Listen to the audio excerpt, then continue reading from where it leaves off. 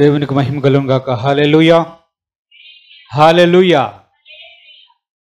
దేవుని యొక్క వాక్యాన్ని ధ్యానం చేసుకుందాం. ఆదికాండం 5వ అధ్యాయం 21 నుంచి 24 వచనాలు చదువుకుందాం. ఆదికాండం 5వ అధ్యాయం చదువు. హానోకు 60 ఏండ్లు బ్రతికి మొతేషులను కనెను. హానోకు మెతేషులను కనిన తర్వాత 300 ఏండ్లు దేవునితో నడుచుచు కుమారులను కుమార్తెలను కనెను. హానోకు దినములన్నీ 360 ఏండ్లు. హానోకు దేవునితో నడిచిన తర్వాత దేవుడు అతన్ని తీసుకొని పోయెను గనక అతడు లేకపోయెను. దేవుడు తన పరిశుద్ధ వాక్యం దీవించుగాక. ప్రార్థన చేసుకుందాం. పరిశుద్ధుడైన తండ్రి, మహోన్నతుడా, సర్వోన్నతుడా, మీ పాదాలకు వందనాలు, స్తుతులు, స్తోత్రం చెల్లిస్తున్నాం. వాక్యమైన దేవా, మీరు మాతో మాట్లాడండి. నీ వాక్యములో ఉన్నటువంటి సత్యములను మేము గ్రహించలాగున ప్రభా మాకు సహాయం దయచేయమని యేసుక్రీస్తు పరిశుద్ధ నామమున అడిగి వేడుకొంచున్నాము తండ్రి, ఆమేన్. హల్లెలూయా. ఆదికాండం 5వ అధ్యాయంలో హానోకు అనే ఒక వ్యక్తి కనిపిస్తున్నాడు. మెతూషెలను కనినప్పుడు హానోకు వయస్సు ఎంత? 65 65 ఏండ్లు. 65 సంవత్సరాల వయస్సు ప్రాయంలో హానోకు మెతూషెలను కన్నాడు. ఆ తరువాత కూడా కుమారులను కుమార్తెలను కూడా కన్నాడు. ఎన్ని సంవత్సరాలు బ్రతికాడు హానోకు? 300 ఏండ్లు దేవునితో నడిచాడు, కన్నాడు. 65 ఏండ్ల ప్రాయంలో మెతూషెలను కన్నాడు. మొత్తం ఎన్ని సంవత్సరాలు బ్రతికాడు? 360.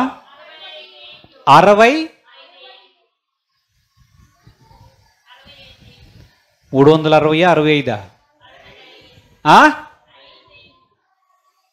తెలుగు నేర్పించాల్సి వస్తుంది అనుకుంటా. 365 సంవత్సరాలు బ్రతికాడు. 60 అంటారు, 65. తమిళనాడు వెళ్ళి వచ్చినట్టున్నారు. హల్లెలూయా. 365 సంవత్సరాలు హానోకు బ్రతికాడు. దేవుని యొక్క వాక్యం సెలవిస్తుంది, 65 ఏండ్ల ప్రాయంలో మెతూషెలను కనిన తరువాత హానోకు దేవునితో నడిచాడు. సుమారుగా 300 సంవత్సరాలు దేవునితో నడుస్తూ ఉన్నాడంట. ఎవరితను? హానోకు. దేవునితో నడవడం అంటే ఏమిటి? పార్కులో ఇద్దరు కలిసి నడుస్తున్నట్టుగా నడవడమా? మరేమిటో కాదన్నారు. అవునన్న సమాధానం చెప్పాలి. దేవుడికి స్తోత్రం. దేవునితో నడిచాడు అని ఉంది. దేవునితో నడవడం అంటే ఏమిటో మనం చూద్దాము. కానీ దానికి ముందు ఒక సాధారణమైనటువంటి ఆలోచన ఏమిటంటే, దేవునితో బాగా దగ్గరగా ఉన్నాడు అని అనుకోవచ్చు కదా. ఎన్ని సంవత్సరాలు? 300 సంవత్సరాలు దేవునితో ఉన్నాడంట. 300 సంవత్సరాలంటే చాలా ఎక్కువ సమయం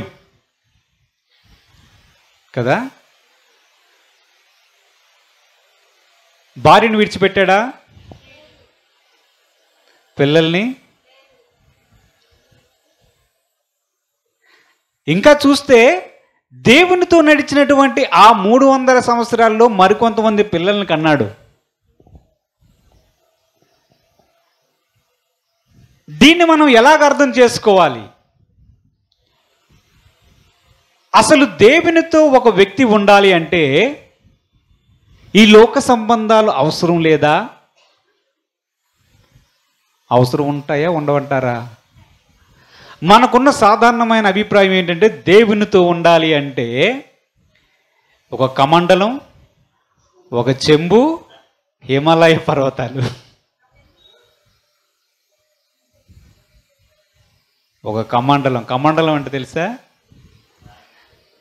చెంబు, ఒక ఎత్తటి చెంబు, ఒక కమండలం అంటే తపస్సు చేసుకోవడానికి వయ్యాకారంలో ఉండే ఒక కర్ర, చెక్క కర్ర ఒకటి తయారు చేసుకొని దాని మీద చేయి పెట్టి దాహం వేస్తే నీళ్ళు తాగడం, కోపం వస్తే దానిలో నీళ్ళు తీసి ఎవరినైనా శపించడానికి తపశ్శక్తి రావడం. లేదా దేవునితో గడపాలి అంటే, లేదా దేవుని చేరుకోవాలంటే సాధారణమైనటువంటి అభిప్రాయం ఏంటంటే ఇంకా ఆ వ్యక్తి సమాజంలో ఉండకూడదు, అప్పుడే వాడు దేవుడికి చేరుతాడనే అభిప్రాయం ఉంది కదా. కానీ దేవుని యొక్క వాక్యం సెలవిస్తుంది, హానోకు అనే ఒక వ్యక్తి ఉన్నాడు. ఆ వ్యక్తి దేవునితో ఉంటూనే ఉన్నాడు, సంసార జీవితం గడుపుతూనే ఉన్నాడు, దేవునితో నడుస్తూ ఉన్నాడు. అంటే ఇది ఎలా సాధ్యం?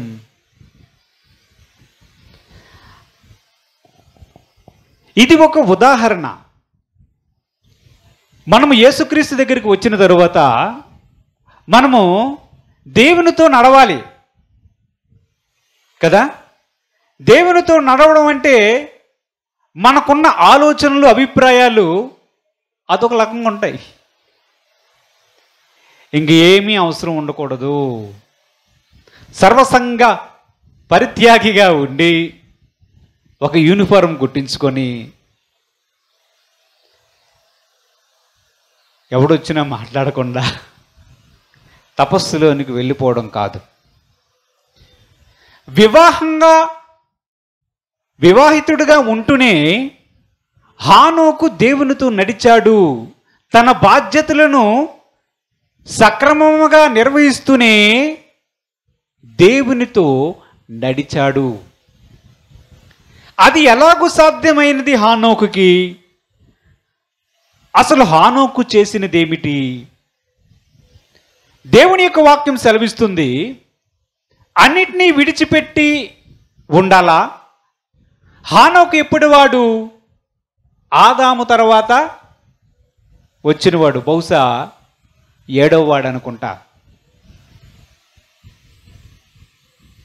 దేవుని యొక్క మాటని మనం చూద్దాం. ఇంకొకటి, కొరంథీయులకు రాసినటువంటి మొదటి పత్రిక 7వ అధ్యాయం, కొరంథీయులకు రాసినటువంటి మొదటి పత్రిక 7వ అధ్యాయం 24 నుంచి కొన్ని వచనాలను మనం చదువుకుందాం.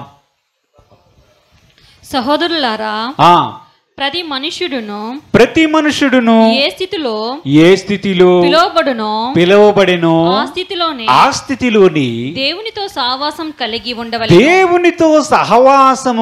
ఉండవలెను. కన్యకల విషయమై ప్రభు యొక్క ఆజ్ఞ నేను పొందలేదు గాని నమ్మకమైన వాడనై యుండుటకు ప్రభు వలన కనికరమును పొందిన వాడనై నా తాత్పర్యము చెప్పుచున్నాను. ఇప్పటి ఇబ్బందిని బట్టి పురుషుడు తానున్న స్థితిలోనే యుండుట మేలని మేలని తలంచుచున్నాను. భార్యకు బద్ధుడువై ఉంటివా, విడుదల కోరవద్దు. భార్య లేక విడిగా ఉంటివా, వివాహము కోరవద్దు.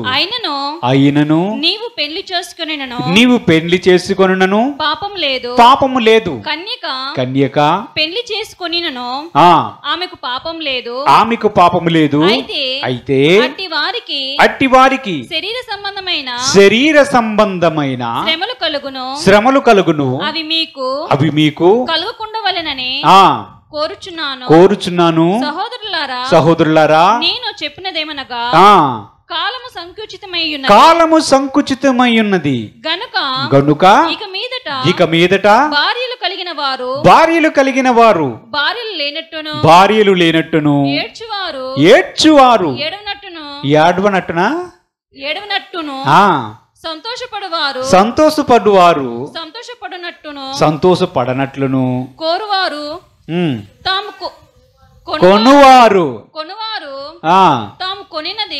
తాము కొనునది తమది కానట్టును ఈ లోకము అనుభవించువారు అమితముగా అనుభవింపనట్లును ఉండవలెను. ఏలయనగా ఈ లోకపు నటన గతించుచున్నది. దేవుడికి స్తోత్రం. హల్లెలూయా. ఏమర్థమైంది? ఆనోకును చూస్తే పెండ్లి చేసుకుని 60 సంవత్సరాలకి మెతూషెలను కని అక్కడి నుంచి దైవభక్తిలోనికి వచ్చాడు. 300 సంవత్సరాలు దేవునితో ఉన్నాడు. ఉంటూనే పిల్లలను కన్నాడు. హానోకు వైపు నుంచి చూస్తుంటే వీటన్నిటి గురించి ఎక్కువగా చింతించాల్సిన అవసరం లేదు భక్తి విషయంలో అన్నట్టు అనిపిస్తుంది కదా. అపోస్తలుడైన పౌలు గారు ఏం చెప్తున్నారంటే, పురుషుడు నేనున్న స్థితిలో ఉండడం మంచిది అంటే పెళ్లి చేసుకోకుండా ప్రశాంతంగా ఉండడం ఇప్పుడు మంచిది అంటున్నాడు.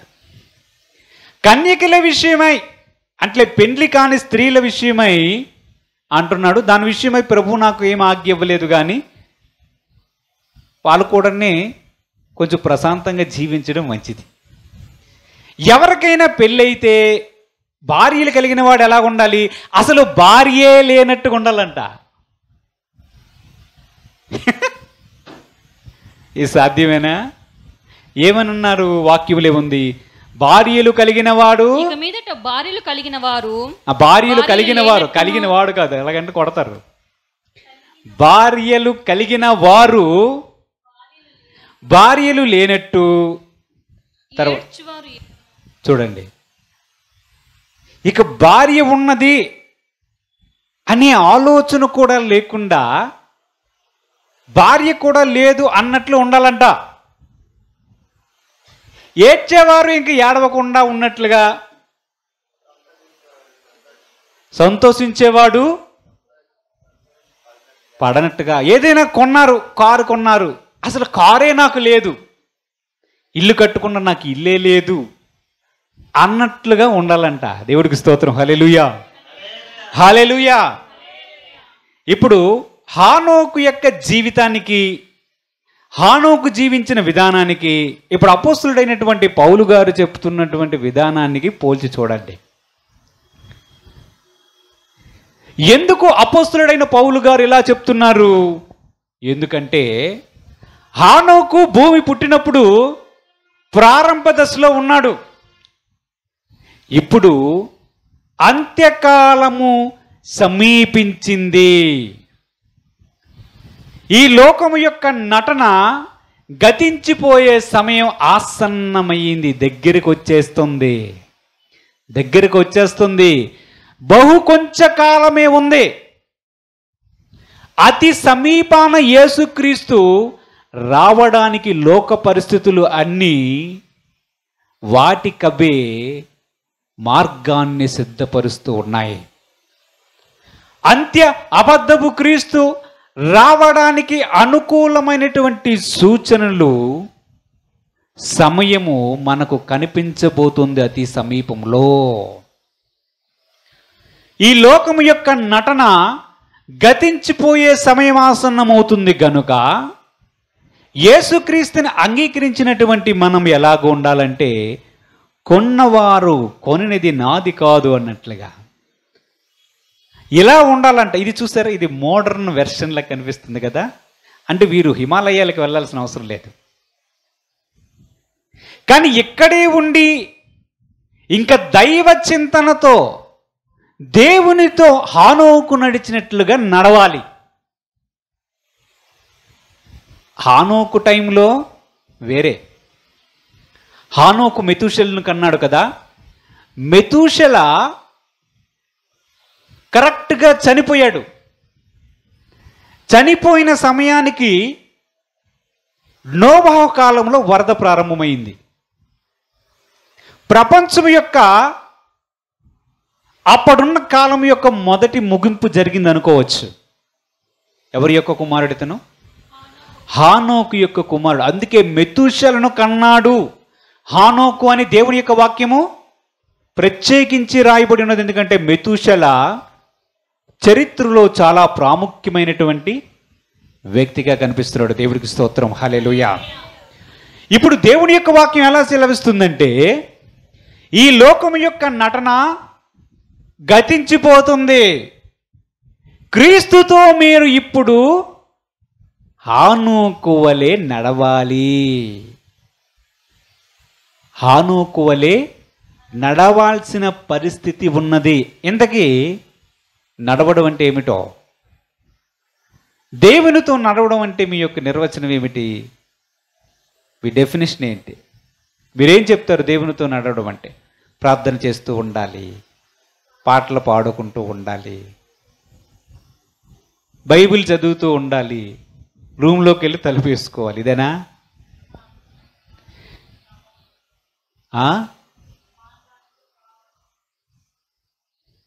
అసలు నడవడం అంటే దేవుని యొక్క నిర్వచనం ఏంటో మనం చూద్దాం దేవుని యొక్క వాక్యం నుంచి.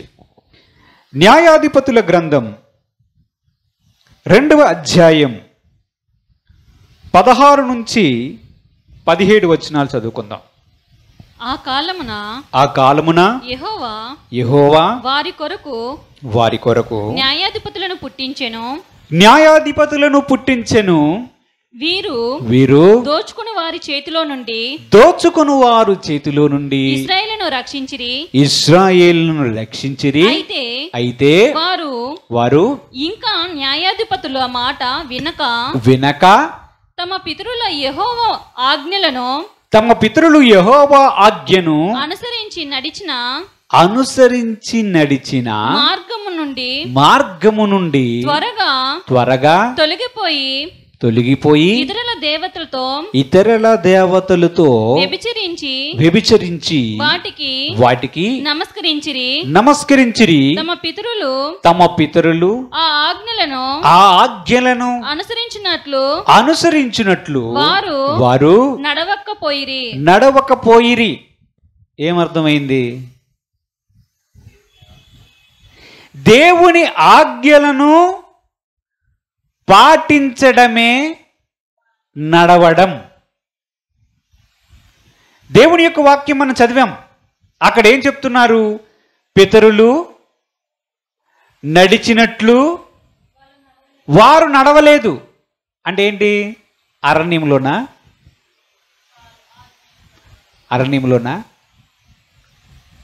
వీధుల్లోనా?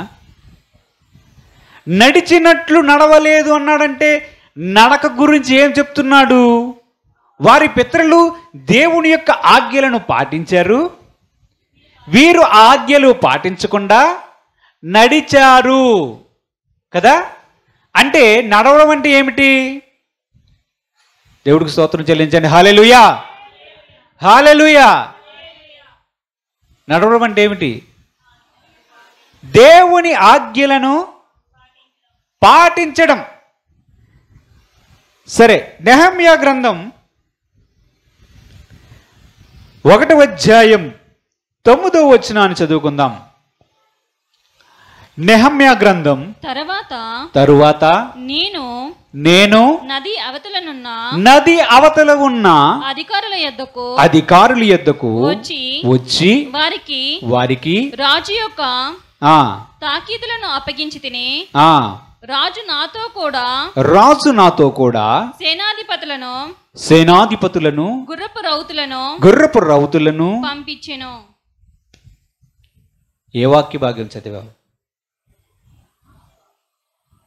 అయితే మీరు నా వైపు తిరిగి నా ఆజ్ఞలను అనుసరించి నడిచిన ఎడల దిగంతముల వరకు మీరు త్రోలివేయబడినను అక్కడ నుండి అక్కడ నుండి సహా మిమ్మును కూర్చి అక్కడ నుండి సహా మిమ్ము కూర్చి నా నామము ఉంచుటకు నేను ఏర్పరచుకొనిన స్థలమునకు మిమ్మును రప్పించెదనని నీవు సెలవిచ్చితివి కదా.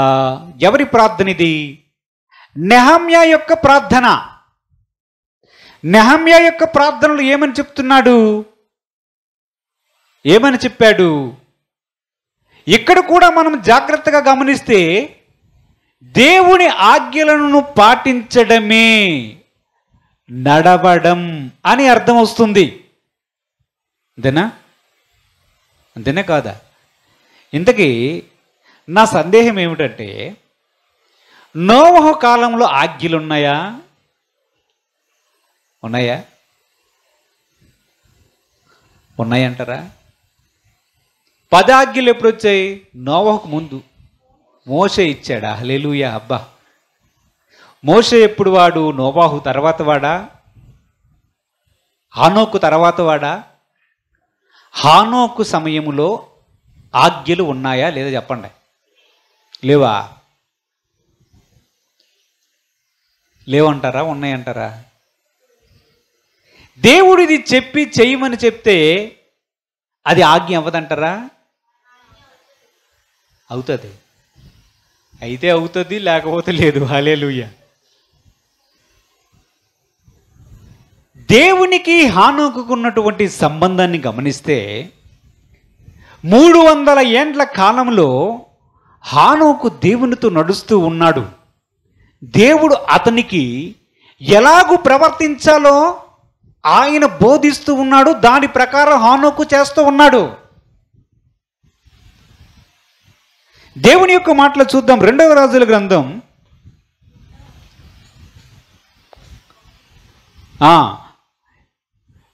21 అధ్యాయం 20 నుంచి 22 వచనాలు ఒకసారి చూసుకుందాం. 2వ రాజుల గ్రంథం 20 నుంచి 22 వచనాలు చదువుకుందాం. అతడు తన తండ్రి అయిన మనష్షే నడిచినట్లు యెహోవా దృష్టికి చెడు నడత నడిచెను. ఎవరితను? చదవండి. తన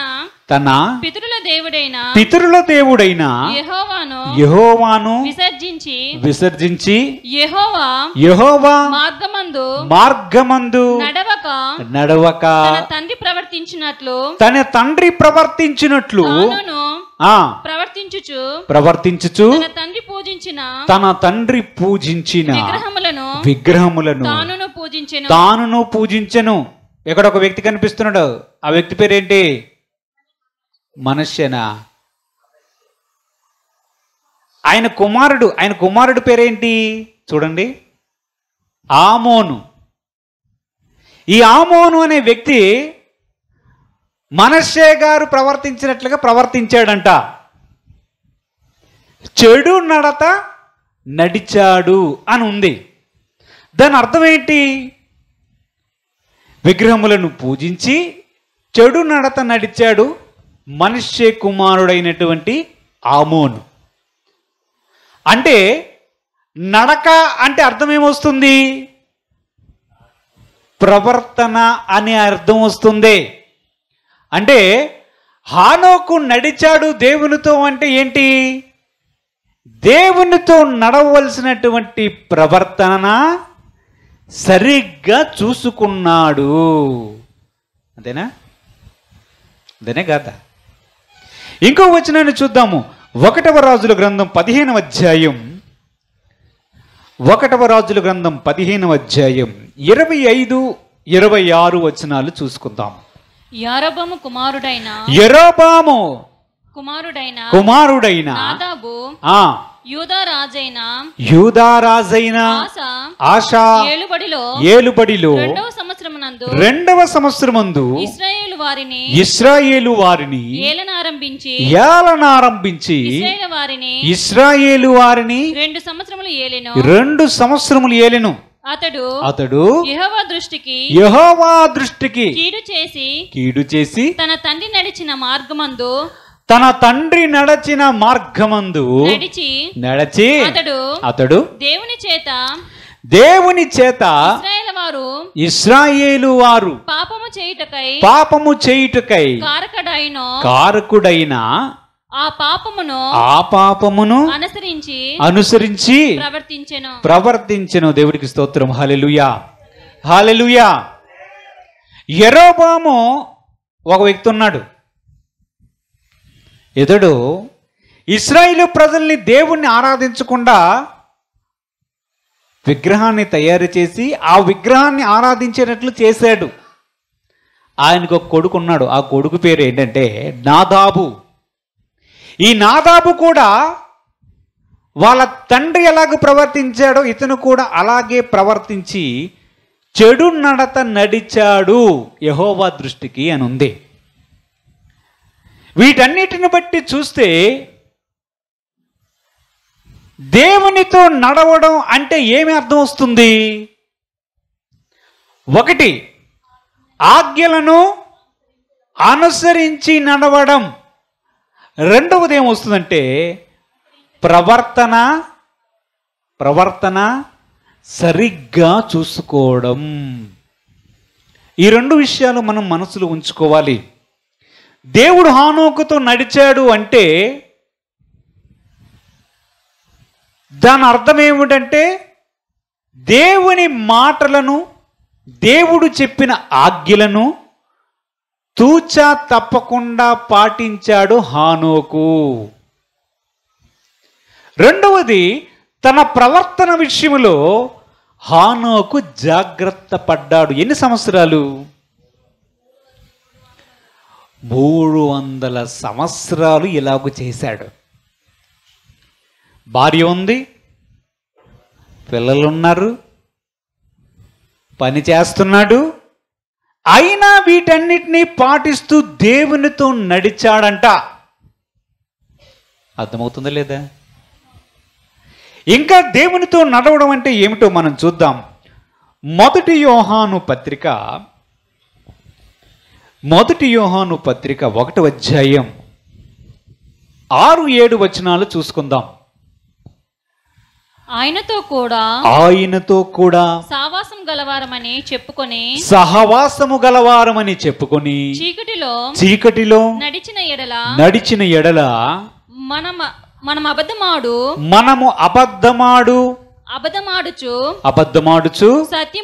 సత్యమును జరిగింపకుందుము. అయితే ఆయన వెలుగులో ఉన్న ప్రకారము మనమును వెలుగులో నడిచిన ఎడల మనమును అన్యోన్య సహవాసము గలవారమై యుందుము.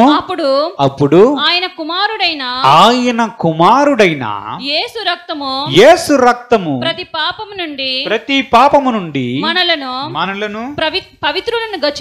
పవిత్రులుగా చేయును. హల్లెలూయా. ఇక్కడ ఒక నిర్వచనం కనిపిస్తుంది.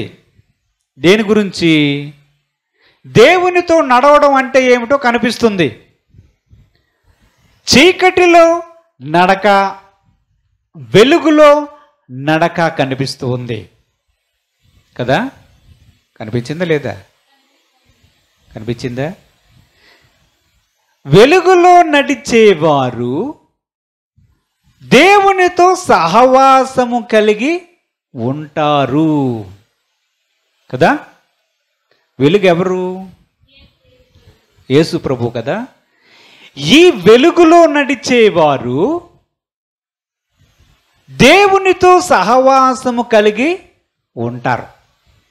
కాబట్టి దేవునితో హానోకు నడిచాడు అంటే అర్థం ఏమిటి?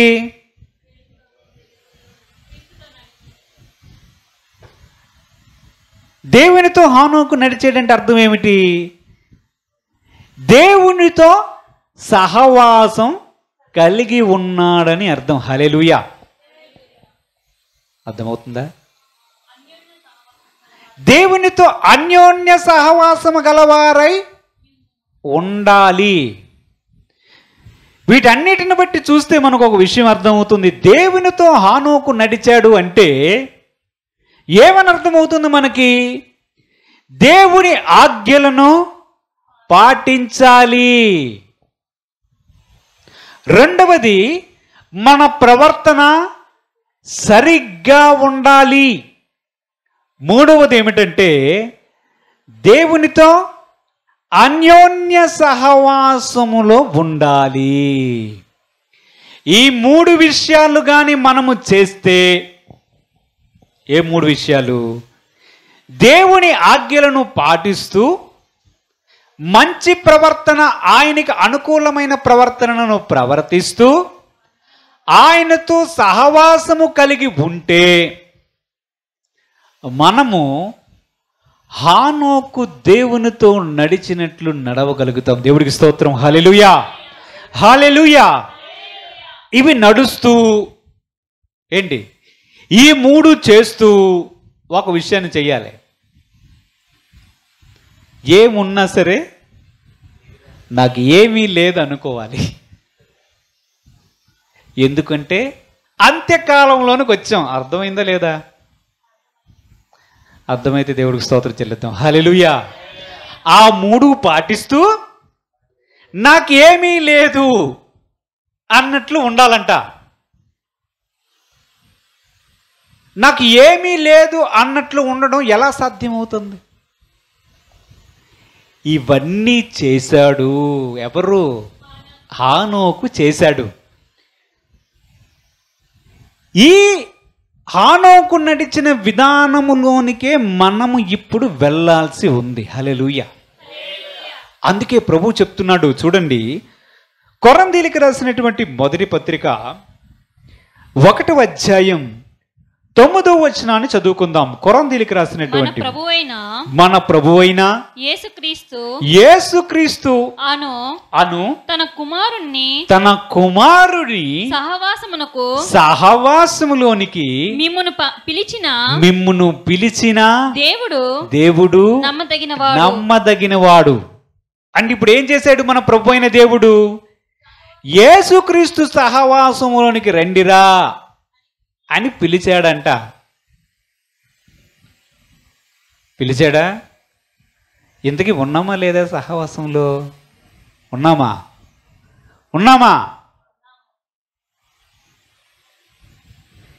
దేవుని యొక్క సహవాసములోనికి రావాలి. ఆయన కుమారుడు యేసుక్రీస్తు యొక్క సహవాసములో ఉంటే మనం చూసినటువంటి వాక్య భాగాలు ప్రకారం దేవునితో నడిచిన అనుభవంలోనికి వెళ్తాము. అంతేకాకుండా చూడండి, 2వ కొరింథీయుల పత్రిక 13వ అధ్యాయం 14వ వచనాన్ని చదవండి. ప్రభువైన యేసుక్రీస్తు కృపయు దేవుని ప్రేమయు పరిశుద్ధాత్మ సహవాసము మీకందరికీ తోడయుండునుగాక అన్నాడు. అంటే యేసుక్రీస్తు యొక్క సహవాసములోనికే వెళ్తామా? అర్థమవుతుందా లేదా చెప్పండి? యేసుక్రీస్తు సహవాసంలో మాత్రమే ఉండాలా దేవునితో నడవడం అంటే? పరిశుద్ధాత్మ యొక్క సహవాసములోనికి వెళ్ళాలి. ఇదెలా సాధ్యం? ఇవన్నీ చేస్తూ చేస్తూ చేస్తూ పోతే హానోకు నడిచినట్లుగా దేవునితో నడవడం అనే అనుభవంలోనికి వెళ్తాం. ఆ అనుభవంలోనికి వెళ్తాం. ఇవన్నీ చేయకుండా ఉంటే హల్లెలూయా, ఇంకా అంతే సంగతులు. ప్రభు యొక్క వాక్యం సెలవిస్తుంది, మిమ్మల్ని క్రీస్తు యొక్క సహవాసములోనికి పిలిచాడు. యేసుక్రీస్తుతో సహవాసములో ఉండండి. పరిశుద్ధాత్మ యొక్క సహవాసములో ఉండండి. పరిశుద్ధాత్మ సహవాసంలో ఉండాలంటే ముందు ఏం చేయాలంటే ఆయన దుఃఖపరచకూడదు. అంతేనా? పరిశుద్ధాత్మను దుఃఖపరిస్తే ఏం చేస్తాడు? కొంచెం పక్కన ఉండరు బాబు అని చెప్పి ఆ పక్క వెళ్ళాడు అనుకో. ఇంక సహవాసం ఎక్కడ ఉంటుంది? ఉంటుందా? చూద్దాం.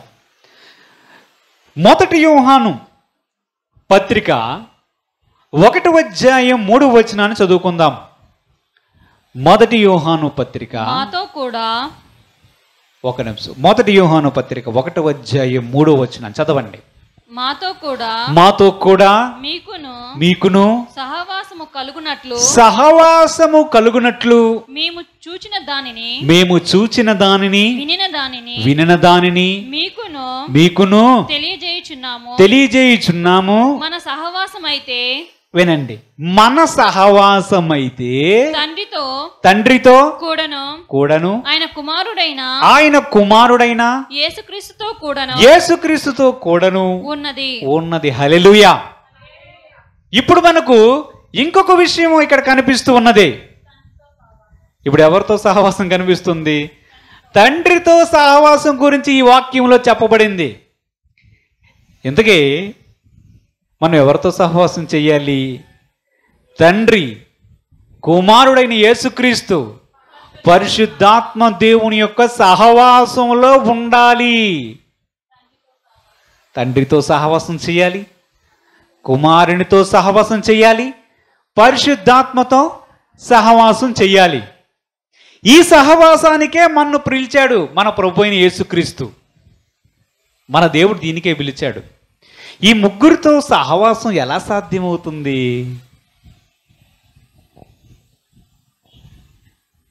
దేవునితో నడవడం అంటే యేసుక్రీస్తుతో దేవునితో సహవాసములోనికి వెళ్ళడం అనే వరకు చూసాం. కాదు, యేసుతో పాటు పరిశుద్ధాత్మతో కూడా సహవాసంలో ఉండాలని చూసాం. కాదు, తండ్రితో కూడా సహవాసంలో ఉండాలని చూసాం. ఇప్పుడు తండ్రి సహవాసం కావాలి, కుమారుడైన యేసుక్రీస్తు సహవాసం కావాలి, పరిశుద్ధాత్మ యొక్క సహవాసం కూడా మనకు కావాలి. ఈ 3 సహవాసం మనలో ఉన్నాయో లేదో నిశ్చయించుకుంటే, ఈ 3 విషయాలు మనలో ఉన్నాయని నిశ్చయించుకుంటే మనము దేవునితో హానోకు నడిచిన అనుభవంలో ఉన్నామని నిశ్చయించుకోవచ్చు. ఇది ఎలా సాధ్యమవుతుంది? ముగ్గురితో సహవాసం ఎలా సాధ్యమవుతుంది? చూద్దాం. చూడండి, యోహాను సువార్త 14వ అధ్యాయం, యోహాను సువార్త 14వ అధ్యాయం 21 నుంచి 23 వచనాలు చదువుకుందాం. నా ఆజ్ఞలను అంగీకరించి వాటిని గైకొనువాడే నన్ను ప్రేమించువాడు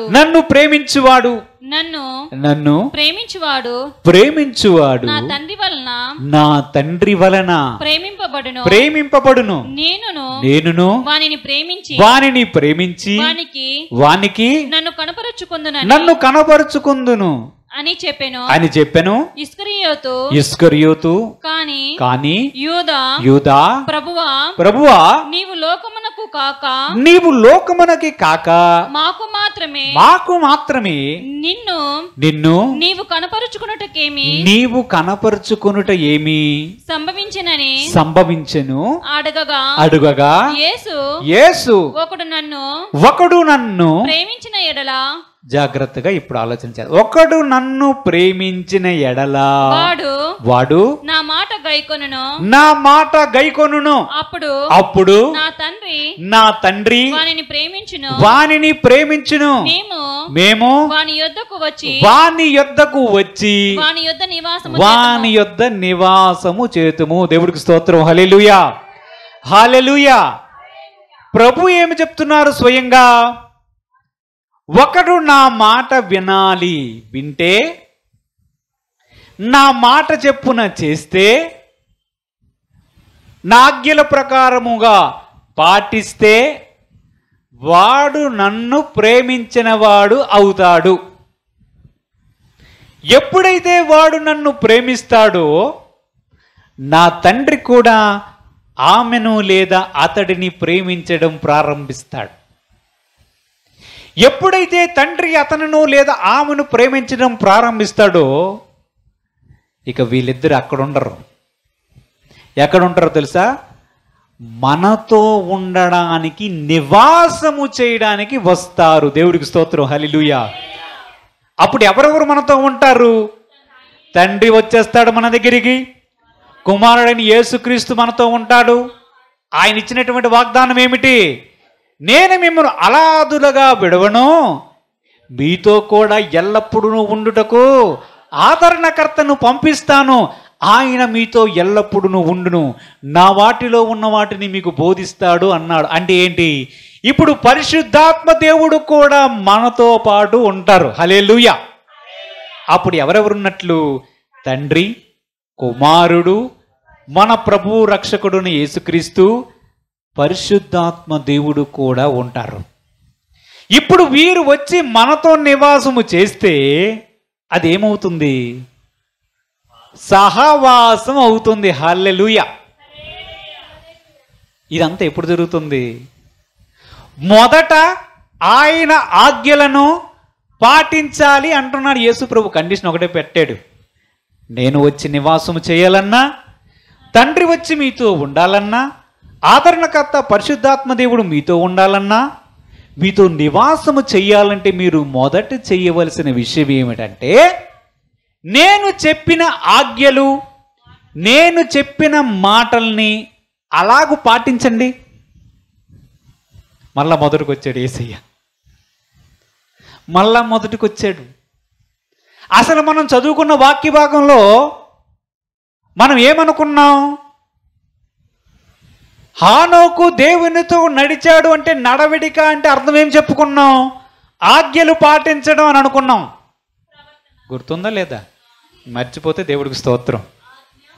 ఆజ్ఞలను పాటించడం, ప్రవర్తనను సరిగ్గా చూసుకోవడం, మూడోది సహవాసములోనికి రావడం. మరలా సహవాసం కావాలంటే మరలా ఆజ్ఞలు పాటించాలి, మరలా దేవుడు వచ్చి నివాసం చేస్తాడు, మరలా ఆయన మనతో ఉంటాడు. ఇదంతా చూస్తే మనకేమర్థమవుతుంది చెప్పండి? ఫైనల్గా అర్థమైంది ఏంటంటే, హానోకు దేవునితో నడిచాడంటే అర్థం ఏమిటంటే, ఆయన మాటల్ని ఉన్నది ఉన్నట్లుగా పాటించాడు హానోకు. దేవుని చేత ప్రేమించబడ్డాడు హానోకు. అంతేనా? ఎప్పుడైతే ప్రేమించాడు దేవుడు, ప్రేమించిన వ్యక్తి ఆకాశంలో ఉండకుండా హానోకు దగ్గరికి వచ్చాడు, నివాసము చేశాడు. దేవునితో నడిచిన హానోకుతో దేవుడు హానోకుతో నడిచాడు. అర్థమైతే దేవుడికి స్తోత్రం. ఇద్దరు సమ్మతి లేకుండా కూడి నడుతురా అనే వాక్యం ఉన్నది, అవునా? ఒకరితో ఒకరు ఐక్యమత్యము లేకుండా ఇద్దరు కూడి నడుతురా అంటే, ఇద్దరు కలిసి నడుస్తారా? రోడ్డు మీద నడుస్తారా? అంటే హానోకు దేవునితో నడిచాడు అంటే, దేవుడు హానోకుతో నడిచాడు, ఉన్నాడని అర్థమే కదా, అవునా కాదా? ఇప్పుడు చెప్పండి, హానోకుతో దేవుడు ఉన్నాడు, దేవుడు హానోకుని ప్రేమించాడు. అందుకే దేవుని యొక్క వాక్యం సెలవిస్తుంది, హెబ్రీలకు రాసినటువంటి 11వ అధ్యాయం, హెబ్రీల పత్రిక 11వ అధ్యాయం 5వ వచనాన్ని చదువుకుందాం. విశ్వాసమును బట్టి హానోకు మరణము చూడకుండానట్లు కొనిపోబడెను. అతడు కొనిపోబడక మునుపు, జాగ్రత్తగా వినండి, కొనిపోబడక ముందు దేవునికి ఇష్టుడై ఉండెను, సాక్ష్యము పొందెను. ఎవరు సాక్ష్యం ఇచ్చారు? దేవుడు సాక్ష్యం ఇస్తున్నాడు. ఏమని చెప్తున్నాడు? హానోకు అంటే నాకు చాలా ఇష్టం అనే సాక్ష్యాన్ని దేవుడిచ్చాడంట.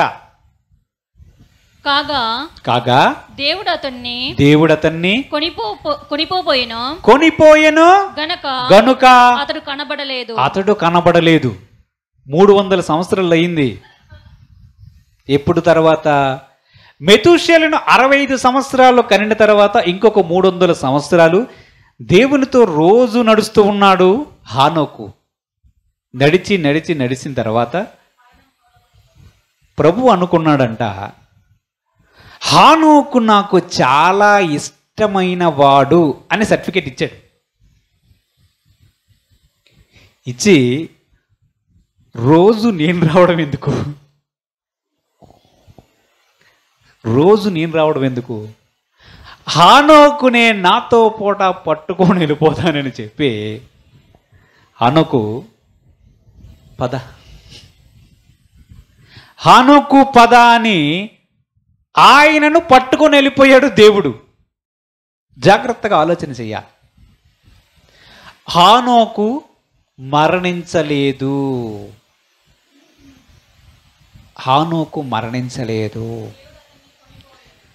దేవుడు వచ్చి హానోకుని తీసుకుని వెళ్ళిపోయాడు. హానోకు మరణించలేదు, చనిపోలేదు. ఇంకొక ప్రవక్త ఉన్నాడు, ఆ ప్రవక్త కూడా చనిపోలేదు. ఎవరతను? ఏలియా అనే ప్రవక్త కూడా చనిపోలేదు. ఆయన కండిషన్ వేరే. దేవుణ్ణి ఎంతగా ప్రేమించాడో హానోకు మనకి అర్థమవ్వాలి. మన ప్రేమ ప్రభు చెప్తాడు. ప్రకటన గ్రంథంలో మనం చూస్తాం, మొదట నీకున్న ప్రేమను విడిచిపెట్టావు అనే నింద ఒకరి మీద వేశారా లేదా? మనము యేసును ప్రేమించినటువంటి ప్రేమ తుది వరకు కొనసాగడం చాలా కష్టమైనటువంటి విషయం. అలాంటిది 300 సంవత్సరాలు హానోకు అదే ప్రేమ, ఇంకా నాకు తెలిసి ఇంకా పీక్కి వెళ్ళిపోయి ఉంటుంది, చాలా ఉన్నతమైన దశలోనికి వెళ్ళిపోయింది. ఈ దశలో అతను సంసారాన్ని విడిచిపెట్టలేదు, భార్యను విడిచిపెట్టలేదు, హిమాలయాలకు వెళ్ళలేదు, కుమారుల్ని కంటూనే ఉన్నాడు, భార్యతో జీవిస్తూ ఉన్నాడు, కుటుంబంతోనే ఉన్నాడు, సమాజంలోనే జీవిస్తూ ఉన్నాడు. అయినా 300 సంవత్సరాలు దేవునితో నడవడానికి ఆయనకి ఏమీ అడ్డం రాలేదు.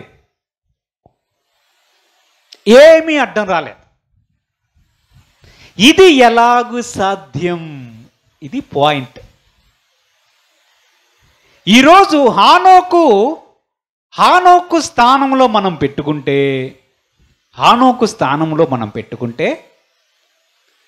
మనము దేవునితో నడవడానికి, హానోకు వలె ఉండడానికి మనకు కలిగే ఆటంకాలు ఏమిటి? మనకు కలిగే ఆటంకాలు ఏంటి? ఉద్యోగం, వ్యాపారం, భార్య, పిల్లలు, కుటుంబం, తిండి, ఆరోగ్యం, ఇవన్నీ ఆటంకం వస్తున్నాయి. అందుకే హానోకు యొక్క అనుభవంలోనికి మనం వెళ్ళలేకపోతున్నాము. అందుకే దీనికి చిన్న మార్పు అపోస్తులైన పౌలు గారు ఏం చెప్పారంటే, అరే ఉన్నవి ఏది కూడా మీది కాదనుకోండి, భార్య లేరనుకోండి, అలాగని విడాకులు ఏమని చెప్పలేదు సుమా. భార్య లేరు, ఆస్తుంది, మామిడి తోట, నాకు మామిడి తోట ఎక్కడుంది, మర్చిపోవాలి, అలాగని ఇంటికి రాకుండా నా ఇల్లు ఎక్కడ అని అంటే పిచ్చివాడు అంటారు. అవన్నీ దృష్టి కలిగే ఉంటున్నారు, కానీ అవి నాకేమీ సంబంధం లేదుగా అనే స్థితిలో ఉండగలగాలి. అప్పుడు హానోకు పొందిన సర్టిఫికేట్ ఏంటంటే దేవునికి ఇష్టమైన వాడు అనే సర్టిఫికేట్ పొందుతాము. అంతేనా? అసలు దేవుని చేత ప్రేమించబడ్డంలో, ఇప్పుడు దేవుడు అందరినీ ప్రేమిస్తాడా, ప్రేమించడా? మనము ఎవరికైనా సువార్త చెప్తూ ఉన్నాం అనుకో, యేసు నిన్ను ప్రేమించుచున్నాడు అంటారా అనరా?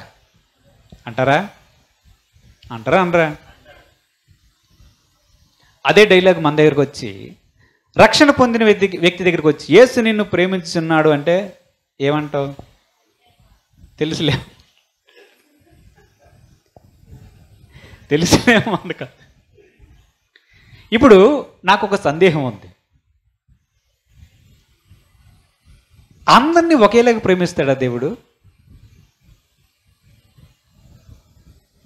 అందరినీ ఒకేలాగా ప్రేమిస్తాడా? ఏమైనా వ్యత్యాసం ఉంటుందంటారా? ఉంటుంది, చిన్న తేడా ఉంటుంది. చూద్దాం.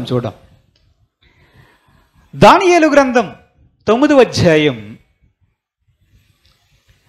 దానియేలు గ్రంథం 9వ అధ్యాయం 22, 23 వచనాలు చదువుకుందాం. అతడు నాతో మాటలాడి ఆ సంగతి నాకు తెలియజేసి ఇట్లా నేను దానియేలు నీకు గ్రహింప శక్తి ఇచ్చుటకు నేను వచ్చి తిని నీవు బహుప్రియుడువు గనుక నీవు విజ్ఞాపనము చెయ్య ఆరంభించి అప్పుడు ఈ సంగతిని చదవండి. నీకు చెప్పుటకు వెళ్ళవలనని ఆజ్ఞ బయలుదేరెను. కావున ఈ సంగతిని తెలుసుకొని నీకు కలిగిన దర్శన భావము గ్రహించుము. దానియేలు గారికి ఒక దర్శనం వచ్చింది. ఈ దర్శనం రాగానే ఆయన మోకరించి ప్రార్థన చేస్తున్నాడు. ఈ దర్శన భావం ఏమిటి అర్థం కావడం లేదని ప్రార్థన చేస్తుంటే దేవుని దగ్గర నుంచి ఒక ఆజ్ఞ బయలుదేరింది. ఎవరికి? గాబ్రియేలునకు, దేవుని సముఖమందు నిలుచు గాబ్రియేలు అనే ఒక దేవుని దూతకు ఆజ్ఞ ఇచ్చాడు దేవుడు. అదిగో దానియేలు ప్రార్థన చేస్తున్నాడు. గాబ్రియేలు, నీవు వర్తమానాన్ని అందించేవాడు కదా, వెళ్ళి గాబ్రియేలు అయినటువంటి నీవు వెళ్ళి దానియేలు చేస్తున్నటువంటి ప్రార్థనకు నీవు గ్రహించేటట్లు శక్తిని అనుగ్రహించి ఆ వివరణ ఇవ్వు అనే ఆజ్ఞ గాబ్రియేలు దూతనకు దేవుడిచ్చాడు. గాబ్రియేలు దూత తెలుసు మీకు? అయితే దేవుడికి స్తోత్రం, హల్లెలూయా. ఎవరి దగ్గరికి వచ్చాడు? కొత్త నిబంధనలో మరీ దగ్గరికి వచ్చి మాట్లాడాడు. చూసావా? ఎవరతను? ఏం పేరు ఆయన పేరు? ఆయన పేరు గాబ్రియేలు దూత. మరియా నీకు శుభమని చెప్పారు కదా, ఆ వ్యక్తి ఎవరు? గాబ్రియేలు దూత. గాబ్రియేలు దూతే దేవుని దగ్గర నుంచి మనుషులకు వర్తమానాలు పట్టుకొని వెళ్ళే మెసెంజర్, వర్తమానికుడు. అలాగూ ఎప్పుడైతే మోకరించి ప్రార్థన ప్రారంభించాడో దానియేలు, దేవుడు ఆజ్ఞ ఇచ్చాడు, గాబ్రియేలు అర్జెంటుగా వెళ్ళు. దానియేలుకు ఆ దర్శన భావాన్ని నువ్వు చెప్పాలి అని వెళ్ళాడంట. వెళుతూ దర్శన భావం గురించి మనం పక్కన పెడితే గాబ్రియేలు మాట్లాడినటువంటి మాటలు చూస్తే ఏమంటున్నాడు?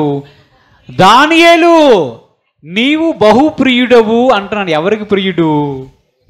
గాబ్రియేలుకా? గాబ్రియేలు దూతనకు కాదు, దేవునికి బహుప్రియుడు. ఎవరికి? దేవునికి బహుప్రియుడు. అసలు ప్రియుడికి బహుప్రియుడికి వ్యత్యాసం ఉన్నదా లేదా? ఉందా? అంటే దేవుని ప్రేమలో వ్యత్యాసం ఉందంటారా? ఉందంటారా? హల్లెలూయా, గట్టిగా చెప్పండి హల్లెలూయా. బహుప్రియుడకు ప్రియుడకు తేడా ఉందా చెప్పండి. బహుప్రియుడంటే చాలా ఎక్కువ, బహుగా నువ్వు ప్రియుడివి. అంటే దేవుని దృష్టిలో అందరినీ ప్రేమిస్తున్నాడు, కానీ దానియేలుకి ఇచ్చినటువంటి సర్టిఫికేట్ అంటే నువ్వు చాలా ప్రియుడివి. అందుకే నువ్వు ఎప్పుడైతే ప్రార్థన ప్రారంభించావో అప్పుడే ఇమీడియట్లుగా ఆజ్ఞ నాకు బయలుదేరింది అనే మాటను మనం చూస్తున్నాం కదా. చిన్న వ్యత్యాసం కనిపిస్తుంది కదా. చూద్దాం ఇంకా మార్కు సువార్త 3వ అధ్యాయం, మార్కు సువార్త 3వ అధ్యాయం 13 నుంచి 15 వచనాలు చదువుకుందాం. ఆయన కొండ ఎక్కి తనకిష్టమైన వారిని పిలువగా వారు ఆయన యొద్దకు వచ్చి వారు తనతో కూడా ఉండునట్లు దయ్యములను వెళ్ళగొట్టు అధికారము గలవారై సువార్త ప్రకటించుటకును వారిని పంపవలనని ఆయన 12 మందిని నియమించెను. అపోస్తలులు 12 మందిని ఏర్పరచుకున్నప్పుడు ఏం చేశాడు తెలుసా? దేవుని యొక్క వాక్యం రాయబడింది, ఇష్టమైన వారిని పిలిచాడంట. అసలు యేసుప్రభు శిష్యులు ఎంతమంది?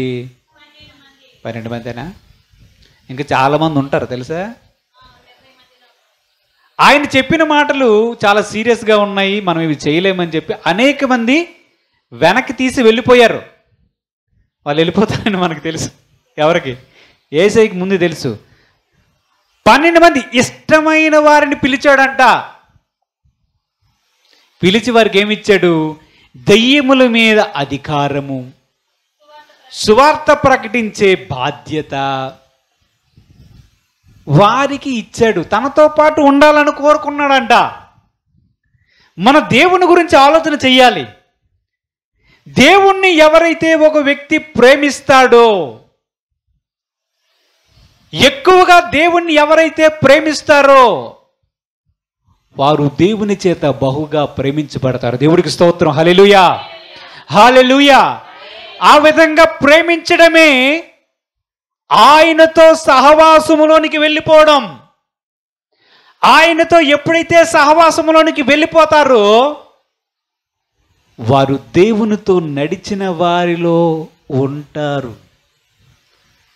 దేవుడు ఎప్పుడైతే వారు దేవుని ఎక్కువగా వారు ప్రేమిస్తున్నాడని చూస్తాడో దేవుడు ఏం చేస్తాడో తెలుసా? వారిని అత్యధికముగా ప్రేమించి వారిని ఒక డిఫరెంట్ వేలో ఉపయోగించుకోవడం ప్రారంభిస్తాడు. దానియేలు బహుప్రియుడని చూసాం. ఆయనకేం చేశాడు? అంతగా దేవుణ్ణి ప్రేమించినటువంటి దానియేలును అంతకంతగా ఎక్కువగా దేవుడు ప్రేమించాడు. ప్రేమించి భవిష్యత్ కాలములో, అంత్యకాలములో, చిట్ట చివరి కాలములో జరగబోయే ప్రతి సంభవాన్ని, అన్ని విషయాల్ని బయలుపరిచాడు దానియేలుకి. ఎంతోమంది ప్రవక్తలు ఉన్నారు, ఎంతోమంది దేవుని సేవకులు ఉన్నారు, వారిని కూడా దేవుడు వాడుకున్నాడు. కానీ దానియేలు విషయం చూస్తే దానియేలు బహుప్రియుడుగా ఉన్నాడు. బహుప్రియుడుగా ఉండి పరలోక సంబంధమైనటువంటి దర్శనాలని, ఈ భూమికి భవిష్యత్తులో జరగబోయే అన్ని సంఘటనలను దేవుడు దానియేలుకు బయలుపరచడం ప్రారంభించాడు. అది అడ్వాంటేజ్, అది అక్కడ ప్రయోజనం. దేవునికి ఇష్టలుగా ఎవరైతే ఉంటారో అట్టి వారికి దేవుడిచ్చే ఆధిక్యతలు మనం గమనించాలి. దేవునితో సహవాసము చేయడం అని తెలివి తక్కువ పని అనుకోకూడదు. దేవునితో హానోకు నడిచాడంటే తెలివి తక్కువ వాడని అనుకోకూడదు. అసలు హానోకు విషయాన్ని చూస్తే యూదా పత్రిక 1వ అధ్యాయం 14-15 వచనాలు చదువుకుందాం. యూదా పత్రిక 1వ అధ్యాయం 14-15 వచనాలు. ఆదాము మొదలుకొని ఏడవ వాడైన హానోకు ఎన్నవాడు? ఆదాము తర్వాత 7వ వాడు. చదవండి. హానోకు కూడా వీరిని గూర్చి ప్రవచించి ఇట్లా అన్నాడు, ఇదిగో అందరికిని తీర్పు తీర్చుటకును వారిలో భక్తిహీనులందరూ భక్తిహీనముగా చేసిన వారి భక్తిహీన క్రియలన్నిటినీ గూర్చియు భక్తిహీనులైన పాపులు తనకు విరోధముగా చెప్పిన కఠినమైన మాటలు మాటలన్నిటిని గూర్చియు వారిని ఒప్పించుటకు ప్రభు తన వేవేల పరిశుద్ధుల పరివారముతో వచ్చును. దేవునికి మహిమ కలుగును గాక. హల్లెలూయా. ఎవరు ఈ మాటలు చెప్తున్నారు? హానోకు చెప్తున్నాడు. ఎవరు? అరే ఎవరంటే చెప్పరు? Teacher students. హానోకు చెప్తున్నాడు కదా. హానోకు కూడా ప్రవచిస్తున్నాడు. ప్రవచిస్తున్నాడంటే ఏంటి? ప్రవక్త అయిపోయాడు అని అర్థం. హానోకు 65 సంవత్సరాల తర్వాత ఏమయ్యాడు? ప్రవక్త అయ్యాడు. అంత్యకాలములో జరగబోయే సంఘటనలను దేవుడు బయలుపరచడం ప్రారంభించారు. ఎవరికి? హానోకు కూడా బయలుపరచడం ప్రారంభించాడు. అది సహవాసములో ఉన్నటువంటి విషయం. దేవునితో నడవడంలో ఉన్న ప్రత్యేకత అది. గమనించాలి. తెలివి తక్కువడు కాదు. ఏమంటున్నాడు? తీర్పు దినం ఒకటి ఉంది. ప్రభు అయిన దేవుడు వేవేల పరివారముతో రాబోతున్నాడనే విషయం చెప్పాడు. యేసుక్రీస్తు యొక్క రెండవ రాకడ గురించి మరియు తీర్పు గురించి హానోకు ప్రవచించాడు. ఎక్కడ హానోకు? ఎక్కడ యేసు ప్రభు? ఎక్కడ రాకడ? ఎక్కడి తీర్పు? ఏ యోగ్యత లేదు? చేపలు పట్టుకొని జర్రలాగా పనులు చేస్తున్నటువంటి వ్యక్తులను పట్టుకొని వారిని ఆయన తనకిష్టమైన వారిగా సర్టిఫికేట్ ఇచ్చాడు. ఇచ్చి రండి నాతో పాటు ఉండండి, మిమ్మల్ని దెయ్యముల మీద అధికారాన్ని ఇస్తున్నాను, నా యొక్క రాజ్య సువార్త ప్రకటించడానికి మీకు అధికారం ఇస్తున్నాను అన్నాడు. దేవుణ్ణి నడవడం అంటే, దేవునితో నడుస్తూ పోవడం అంటే అక్కడికి అలాగ అయిపోయింది, జీవితం ముగిసిపోయింది అనుకోకూడదు. దానివల్ల చాలా ప్రయోజనాలు ఉన్నాయి. దానివల్ల చాలా ప్రయోజనాలు ఉన్నాయి, మర్చిపోకూడదు. హానోకు దేవునితో నడిచాడు, దేవుని సహవాసములో ఉన్నాడు, దేవుని ఆజ్ఞలను పాటించాడు, సత్ప్రవర్తన గలవాడై జీవించాడు, దేవునికి ఇష్టుడైపోయాడు. భవిష్యత్ కాలములో జరగబోయే అనేకమైనటువంటి సంఘటనల గురించి దేవుడు హానోకుకు కూడా బయలుపరిచాడు.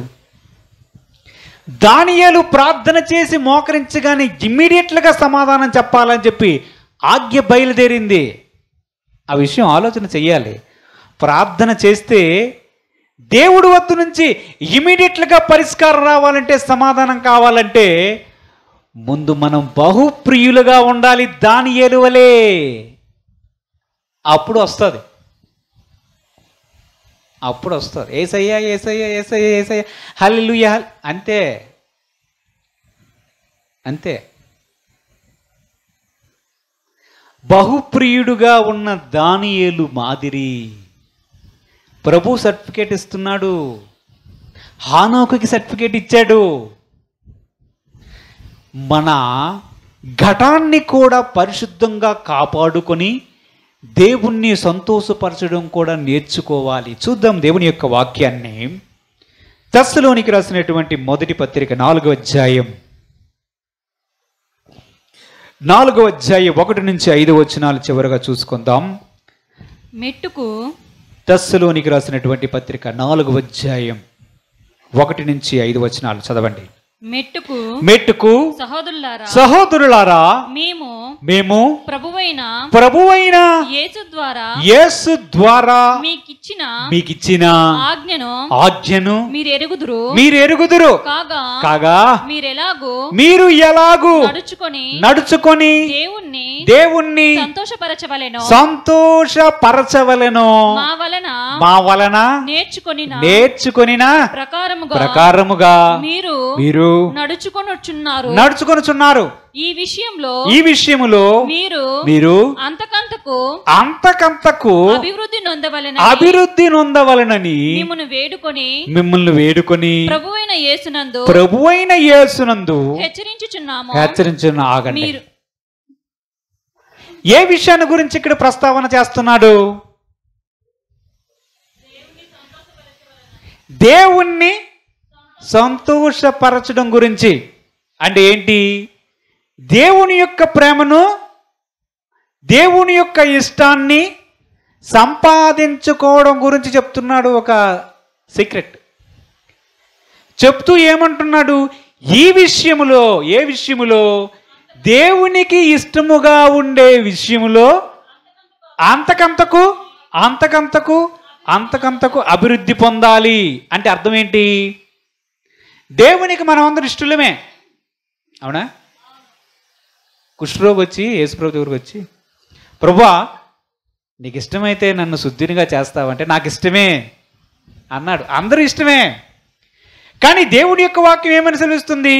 దేవుణ్ణి సంతోషపెట్టే విషయంలో అంతకంతకు అంతకంతకు అంతకంతకు అంతకంతకు అభివృద్ధి పొందాలి. అదొకటి ఉంది. ఆ విషయాన్ని తెలుసుకున్నాడు దానియేలు. గుర్తుపెట్టుకోండి. అది అంతకంతకు అంతకంతకు అంతకంతకు వృద్ధి చెందింది హానోకు విషయంలో. అందుకే ఆయన ఇక్కడి నుంచి డైరెక్ట్గా without seeing death is translated into heaven. Hallelujah. ఇప్పుడు చదవండి తర్వాత వచనాలు చూస్తే, మీరు పరిశుద్ధుల అగుటయే అనగా మీరు జారత్వమునకు దూరముగా ఉండుటయే దేవుని చిత్తము. మీలో ప్రతివాడును దేవుణ్ణి ఎరుగని అన్ని జనుల వలె కామాభిలాషయందు కాక పరిశుద్ధాత్మయందును పరిశుద్ధతయందును ఘనతయందును తన తన ఘటమును ఎట్లు కాపాడుకొనవలెను అది ఎరిగియుండుటయే దేవుని చిత్తము. హల్లెలూయా. దేవునికి స్తోత్రం. హల్లెలూయా. అంటే దేవుని యొక్క ప్రేమలో అంతకంతకు అంతకంతకు మనం పైకి వెళ్ళాలి అంటే, ఇష్టము బహుప్రియముగా మారాలి అంటే, అసలు మరణము చూడకుండా పరలోకానికి వెళ్ళాల్సిన అవసరం లేదులేండి. యేసు వస్తాడు. మరణము చూడకుండా పరలోకానికి వెళ్ళిన హానోకు వంటి నడకలోనికి వెళ్ళాలి అంటే ఈ ఇష్టం ఏమవ్వాలి? దేవునికి మన ముందు ఉన్న ఇష్టం ఏమవ్వాలి? అంతకంతకు అంతకంతకు అంతకంతకు పెరగాలి. దేవుణ్ణి సంతోషపరిచే విషయం అంతకంతకు అంతకంతకు పెరగాలి. దానికి ఒక విషయాన్ని చెప్తున్నాడు, హెచ్చరిస్తున్నాడు దేవుని సేవకుడు. ఏమంటున్నాడు తెలుసా? మీ ఘటాన్ని అంటే ఏంటి? కొండని అంటే ఏంటి? మీ శరీరాన్ని, మీ దేహాన్ని పరిశుద్ధముగా కాపాడుకోండి అంటున్నాడు. ఇది హెచ్చరిక. ఇది అపవిత్రము కాకుండా, జారత్వానికి, వ్యభిచారానికి, కామాభిలాషయందు మీరు ఉండకుండా జాగ్రత్త పడితే మీ ఘటములు అతి పరిశుద్ధముగా ఉంచబడతాయి. మీరు దేవునికి మరి ఎక్కువగా సంతోషపెట్టే వారిలో ఉంటారని దేవుని యొక్క వాక్యం సెలవిస్తుంది. హల్లెలూయా. ఫైనల్గా మనకు అర్థమైంది ఏంటి? దేవునితో హానోకు నడిచాడంటే అర్థం ఏమిటి? ఏమర్థమైంది? ఆజ్ఞలను పాటించాడు, ప్రవర్తన సరిగ్గా ఉంచుకున్నాడు, దేవునితో సహవాసంలో ఉన్నాడు, దేవుణ్ణి ప్రేమించడంలో, దేవుణ్ణి సంతోషపట్టడంలో అంతకంతకు అంతకంతకు అభివృద్ధి పొందాడు. దేవుణ్ణి ప్రేమించు వారికి అసలు దేవుడు అంతకంతగా ప్రేమిస్తే ఆ వ్యక్తి జీవితం ఏమవుతుంది? దానికి ఉదాహరణే భక్తుడు, ప్రవక్త అయినటువంటి హానోకు. దేవుడు తన పరిశుద్ధ వాక్యాన్ని దీవించుగాక. ప్రార్థన చేసుకుందాం. పరిశుద్ధుడైన తండ్రి, మహోన్నతుడా, సర్వోన్నతుడా, సర్వ సృష్టికర్త, దేవా, నీ చేత ప్రేమించబడడం ప్రభు గొప్ప భాగ్యము తండ్రి. నీవందరినీ ప్రేమించువారు తండ్రి. మహోన్నతుడ, నిన్ను అత్యధికంగా ప్రేమించే కృప, హనోకు వలె నీతో నడిచే కృప మాకు దయచేయండి ప్రభు. నిన్ను ప్రేమించువారు, నీ చేత ప్రేమించబడివారు ఎలాగూ ఉంటారో వారిని నీ యొక్క రాజ్యములో ఎలాగూ నీవు వాడుకుంటావో, నీ పరిచర్య కొరకు వారిని ఎలాగో ఉపయోగించుకుంటావో నీ వాక్యం ద్వారా మాట్లాడిన దేవా వందనాలయ్యా. ఈ వాక్యాన్ని మా హృదయం అనే పలక మీద వ్రాసి దాన్ని మా జీవిత కాలమంతా నెమరు వేసుకుంటూ హనోకు వలే ప్రభువా, మేము మరణించినంత వరకు ప్రభువా నీతో నడిచే భాగ్యము దయచేయమని యేసుక్రీస్తు పరిశుద్ధ నామమున అడిగి వేడుకొనుచున్నాము తండ్రి. ఆమేన్. హల్లెలూయా.